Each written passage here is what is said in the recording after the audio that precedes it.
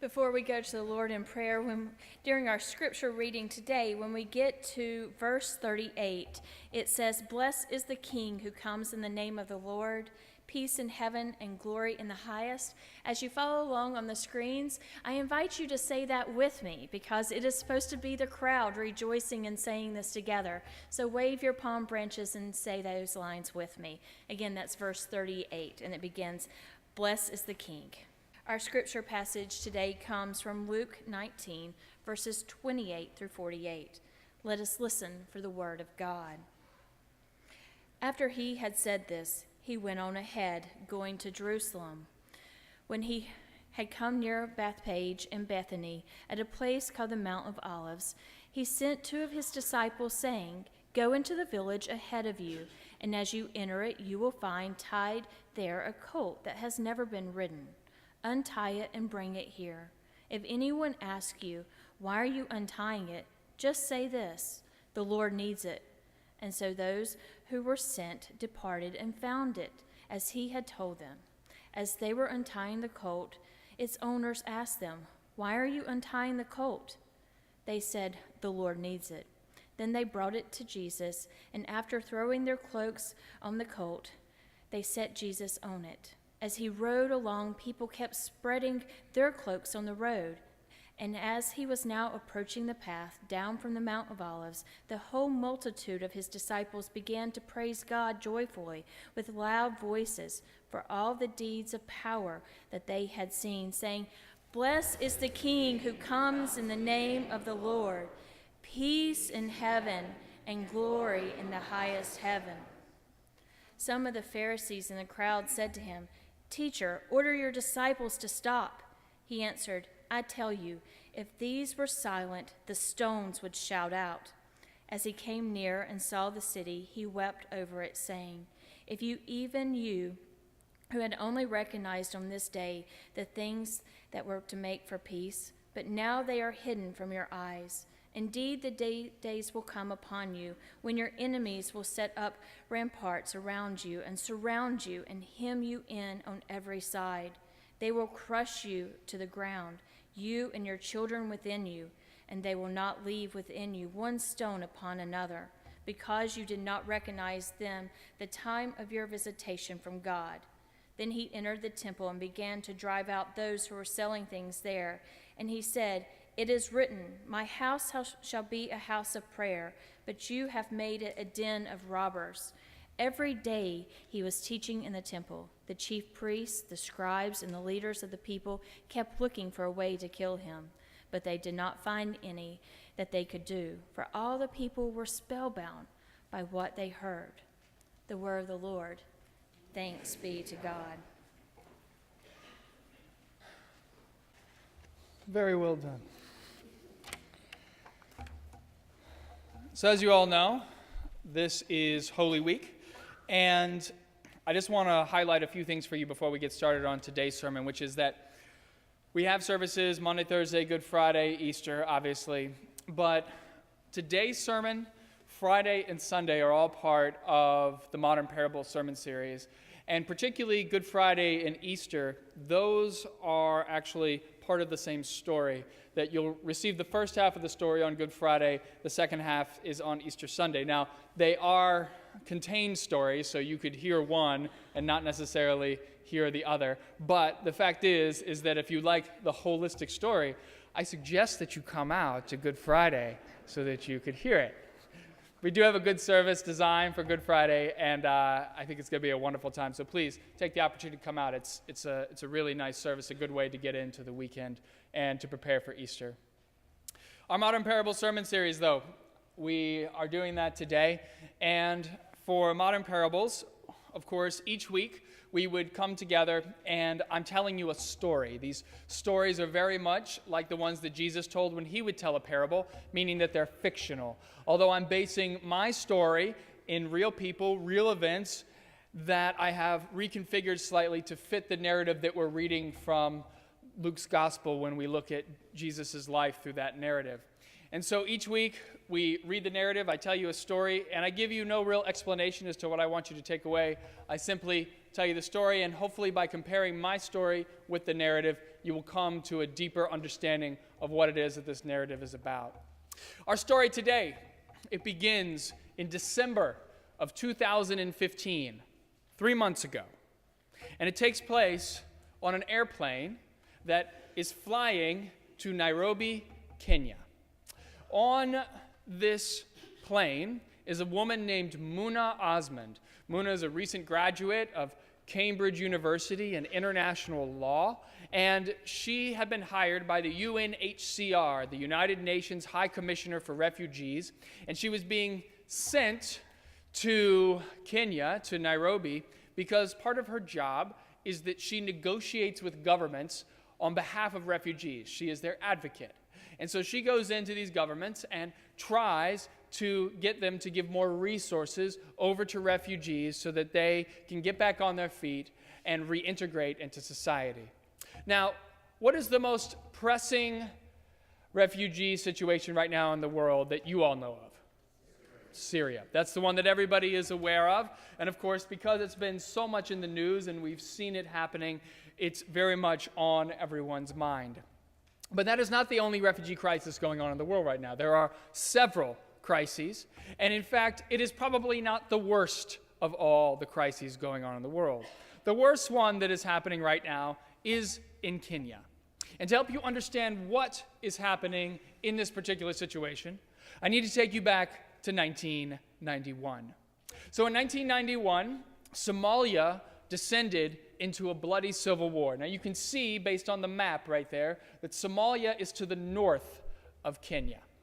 And so as Somalia descended into a civil war, 90,000 people from Somalia fled south into Kenya towards the city of Dadaab. Now, the city of Dadaab is just like any other city that you would see, except on the outskirts of that city, as you can see from the topography on the map, that it's mostly desert.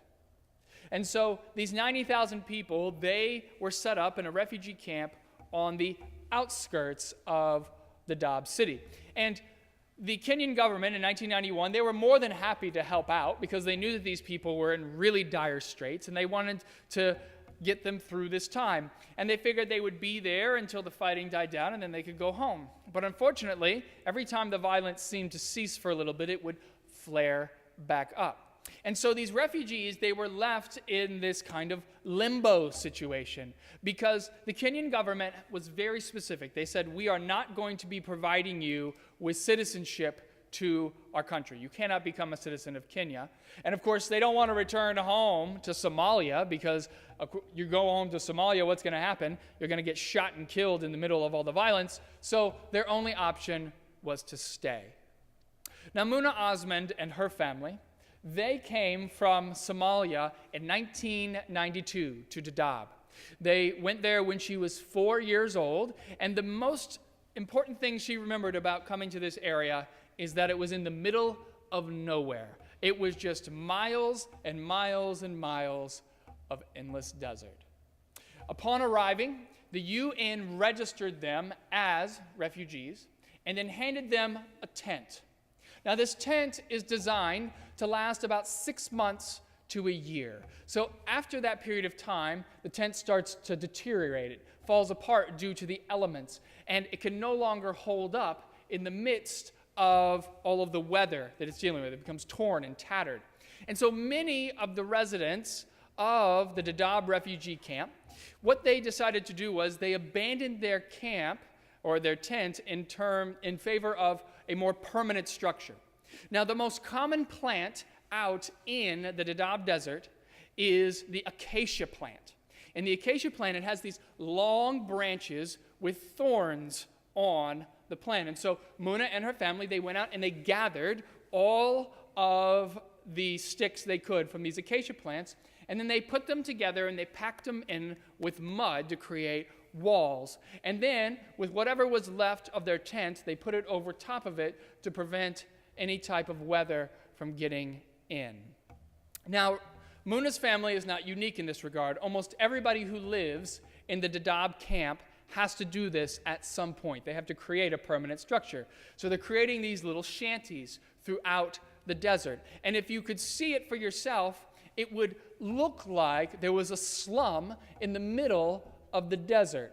And so this slum, it became known because of the fact that they built it with these thorny branches as the City of Thorns.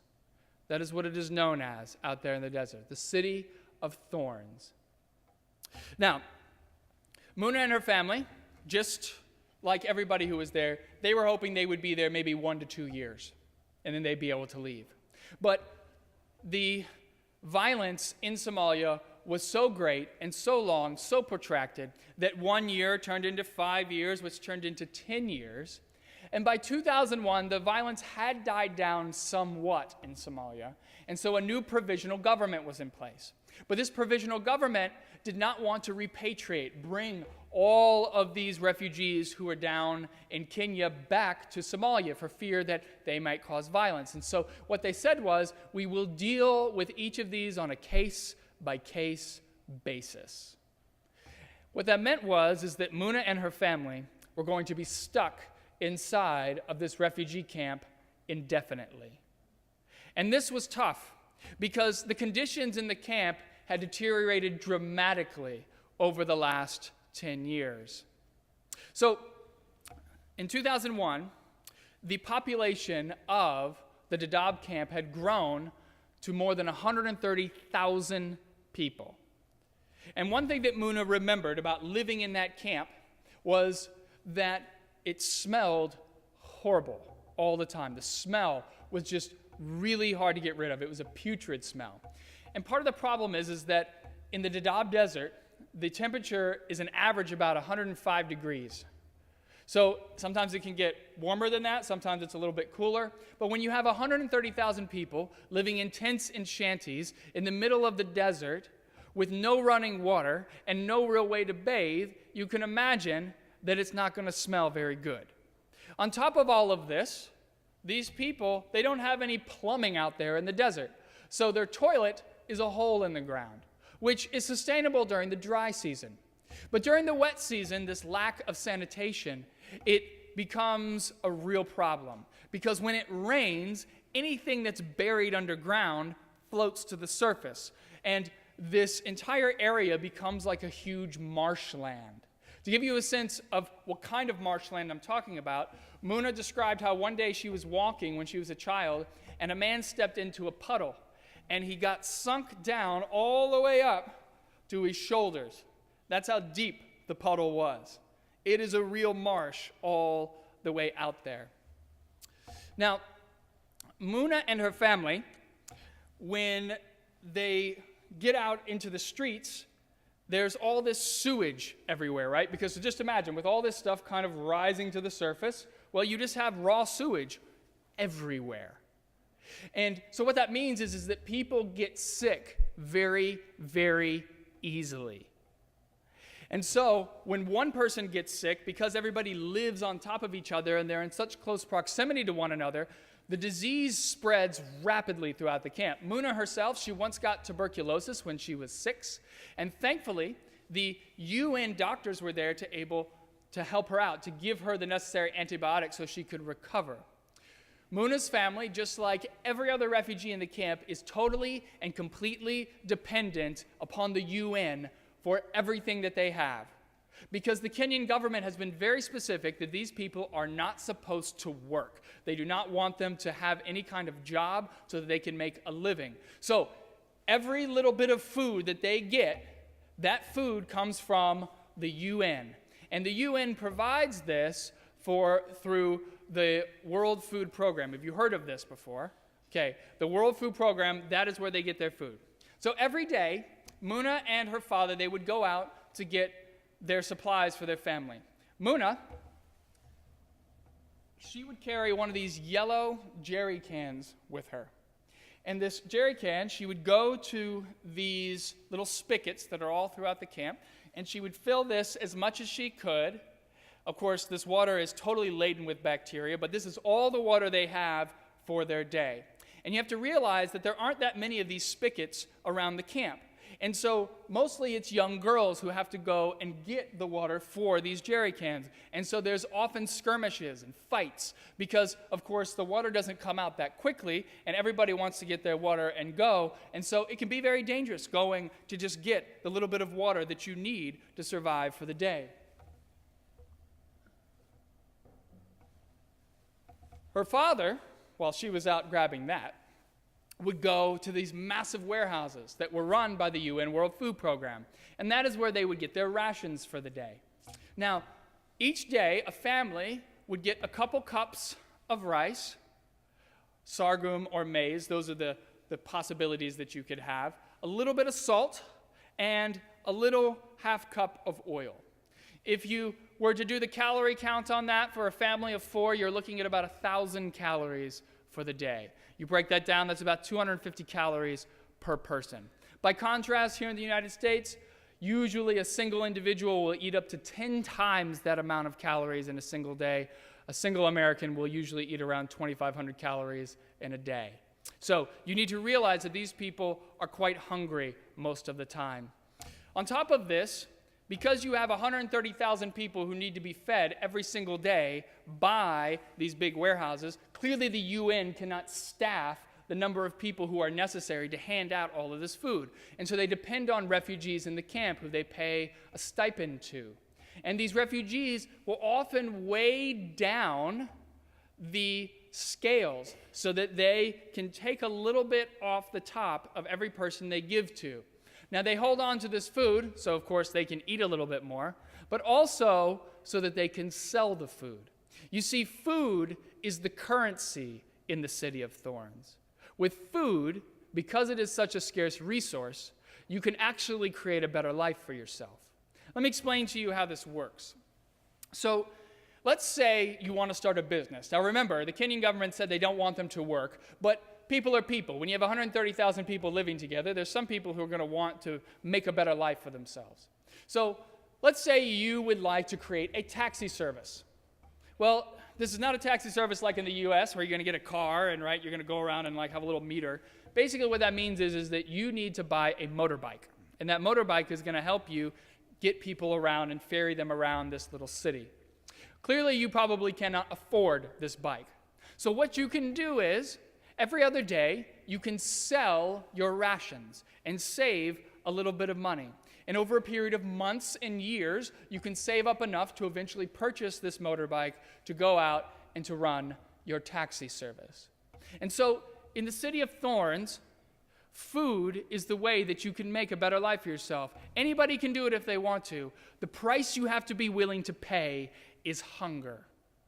And so, with hunger, you have to realize, though, it's not like us where we forego a meal during the day. They don't have much to begin with, so it is quite a sacrifice. Now, Muna's father, he wanted her to have a better life, wanted her to live outside of this camp. He wanted her to get out and go, but of course they're stuck there. And he was trying to figure out a way that he could do this, and then it finally came to him. In 2003, the Canadian government came forward and said that they would be willing to sponsor the top 10 boys and the top 10 girls in the secondary schools in the Dadaab camp in the city of Thorns.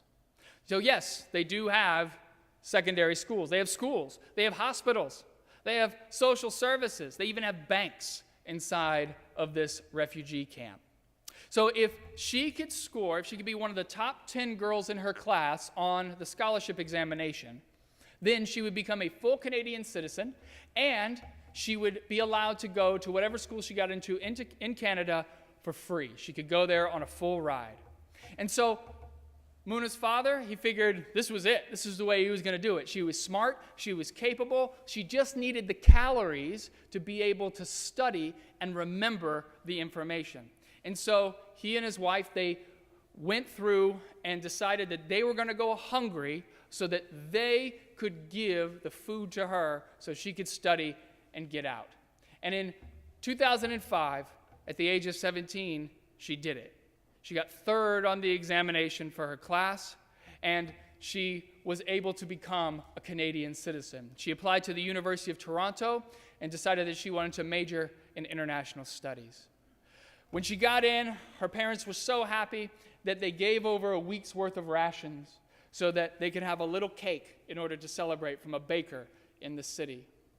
The day that she left and went from the camp to the airport to leave for Toronto, she cried all the way there because she knew that she would never be able to see her family again in person. She'd be able to talk to them perhaps, but never see them again. So she got on the plane, she flew to Toronto, and it was like she stepped off the airplane into an entirely new dimension. She had a lot of things she had to get used to. For instance, sleeping on a mattress. She had never done that before. Everybody in the Dadaab camp, everybody in the City of Thorns, they sleep on the ground. They don't have mattresses. And so she wasn't used to this whole idea that you sleep on a mattress. In fact, she thought pillows were completely useless. Like, what's the point of that? Like, propping your head up. So she gets in there, and for the first couple of nights, she can't even sleep. She's just staring at the ceiling. But you know, a big thing that was hard for her was the fact that the temperature-controlled environment, she's inside of these buildings all the time. And remember, when she was there, she's in 105-degree temperature. Her skin is used to really harsh elements. And now she's inside, and the air feels artificial. She was scratching herself all the time because she wasn't used to that kind of air. And so she was really uncomfortable most of the time. She also had to get used to understanding how computers work. She'd never done that before, and she was expected to turn all of her papers in, being typed. She didn't have any of that. She was a very slow typer as well. She just never used any of that. And so she had a steep learning curve. But eventually, she got it. She figured it out. And of course, you know many people who go to school these days in America, and they kind of just wander, and they don't have much motivation. That was not a problem for her. She had a lot of motivation. She worked very hard. She graduated with honors, and then she applied to Cambridge University in England. She got in. She got a full ride with a living stipend, which is exceedingly rare for somebody who's from an international community. She goes over there, and she's studying international law. And in the middle of all of this, she meets the UN High Commissioner for Refugees, Antonio Guterres.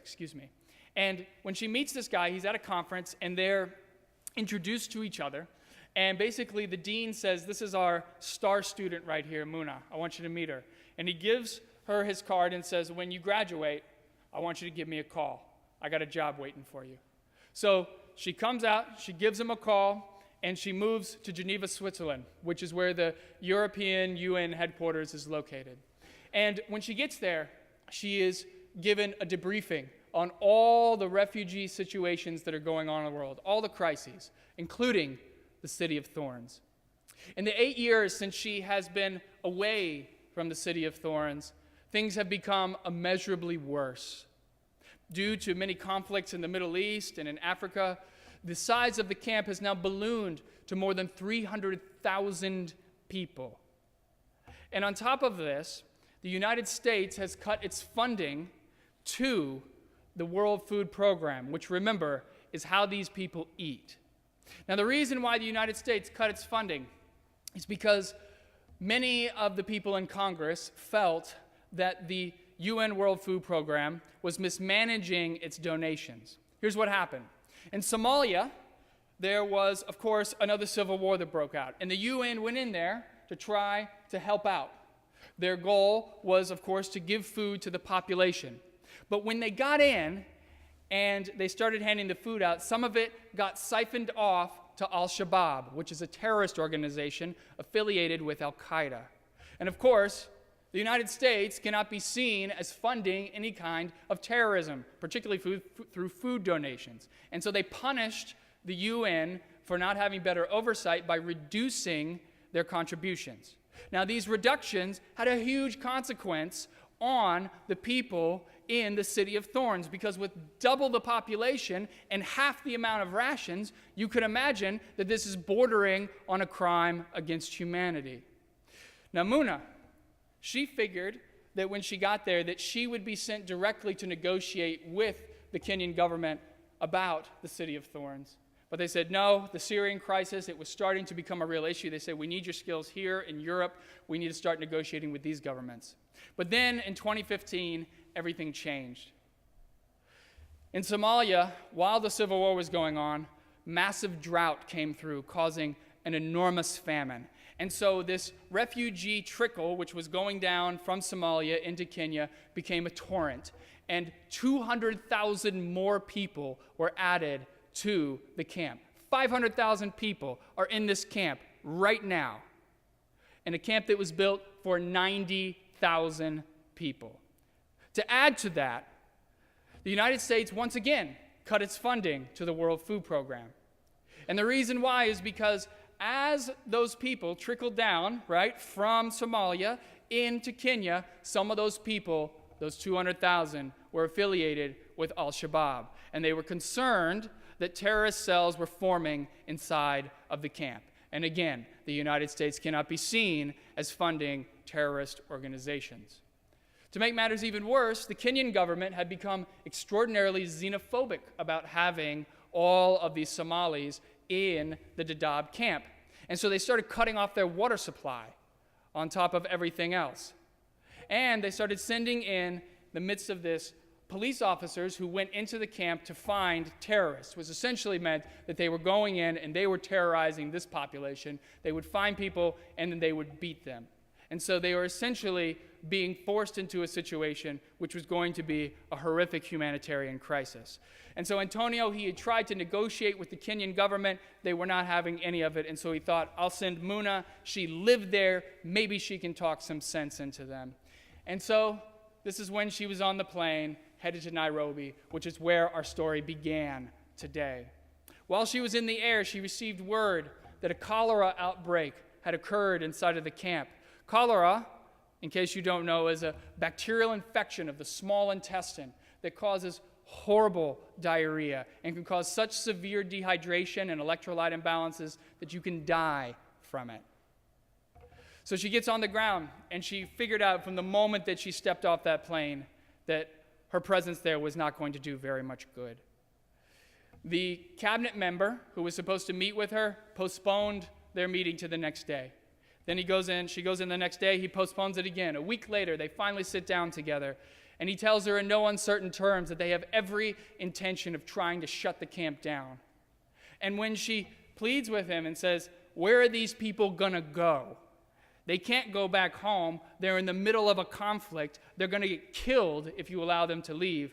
He says, not my problem, and they're not going to be here. So basically, these people are lost. So she leaves, she goes out, she gets on the phone, she calls Antonio up and she says, look, you need to be aware of the impending humanitarian crisis that's about to come on the horizon. And then he tells her, I need you back in Geneva. We need to start dealing with the Syrian crisis. It's becoming much worse. And as she's about to board the plane to head back, she decides, you know what? No. I'm going to go see Dadaab. And so she hires a car, and she gets in the car, and she drives from Nairobi all the way out to Dadaab, which is an 8-hour drive.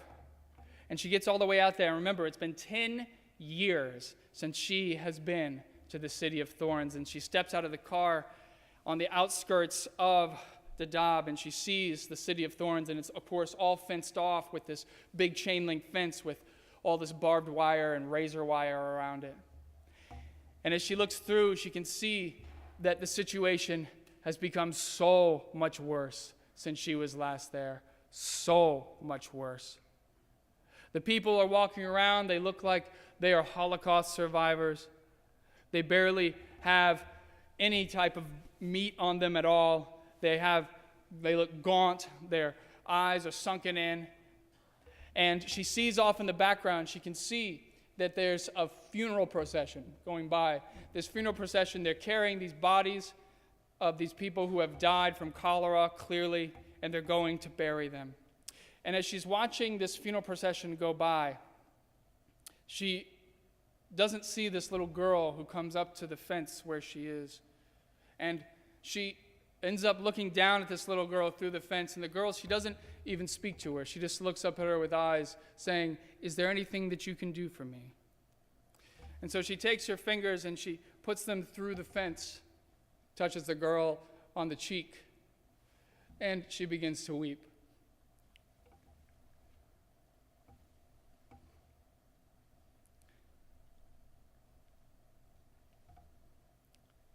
She knows that there's nothing that she can do until the international community comes together and says, enough is enough, and we will allow this suffering no more. And so I do not end my sermon this morning with an amen, as I usually do. I end this sermon by asking you to get involved. I would like you to donate today to the UNHCR, to the World Food Program. I'd like you to take some time out of your day to go on their website and contribute just a little bit of money to them. I tried to lay out for you everything about the situation. I wanted to be honest with you. I wanted you to know that there are some issues with what's going on in there. But I also want you to consider something. What if you were one of those people in the camp? What if you have been stuck in that camp since the early 90s? Wouldn't you want somebody to help you? Wouldn't you want somebody to notice that you were there? Wouldn't you just hope that somebody cared enough in some other part of the world to say, yes, I see you. Yes, I know you're suffering. And yes, I'm willing to help you. Wouldn't that be something that you would want? I know it's something that I would want. And so I hope today that you might be willing to do that. I know that we're giving to One Great Hour of Sharing, which is a wonderful program. It helps people all around the world. But this is a big deal. This is a humanitarian crisis, the likes of which we can do something about. And that's the beautiful thing about this, is that we can help if we're willing to give just a little bit. And so in the same way that Jesus sat there and looked at Jerusalem and shed tears, I hope that you will shed tears over the city of thorns, because this is not something that we should allow to continue. And as Christians, we need to stand up and say, enough is enough, and we will allow this suffering no more. And to that, I will say, amen.